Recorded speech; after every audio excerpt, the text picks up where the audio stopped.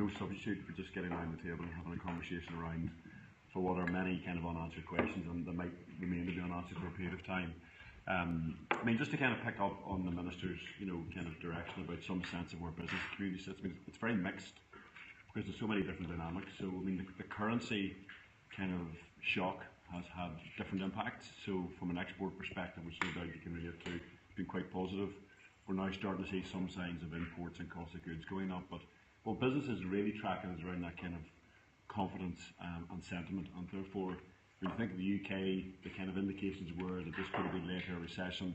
Looking at consumer confidence, looking at kind of the CPI, those kind of indexes, they haven't been as bad as originally kind of forecast, but we're very, very mindful that it's still very early, so the amount of data you can really kind of get your teeth into and rely on is very, very limited, and we feel probably towards the back end of November, December, will you get a real sense of where that consumer confidence sits, and that's got a huge impact, we feel, around business sentiment, because once you've got references to things like recessions, etc., it just has got a bit of a stigma. The other bit which is interesting is just the financial services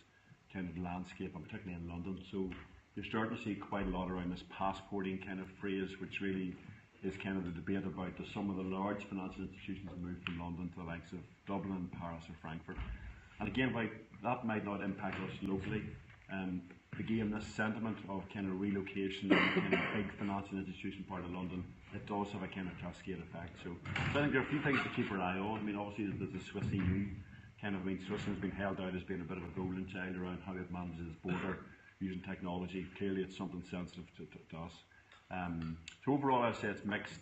I think the SME sector, I think it's very tough,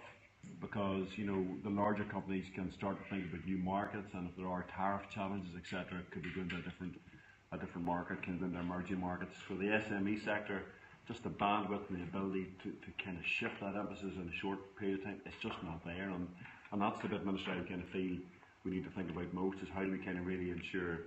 that the aspirations and the kind of desires from that community are seen. And I think there's a bit now where obviously the Prime Minister has kind of indicated next March we're going to have kind of triggered Article 50. If you listen to it carefully, that's by the latest, so there's a possibility it might happen before that. And really for us to get our minds together sooner rather than later about what's negotiable and what's non-negotiable. I mean, there's quite a lot to say, we want the status quo, we're a special circumstance, etc., etc. It'd be great if we get there, but equally some sense of prioritisation, that if push does come to shove around kind of trade or around the borders, have we got a sense of what is negotiable and what's absolutely not negotiable? I think that's just back to your point about trying to have some sense of agreement as an economy, and then trying to manage our stakeholders in terms of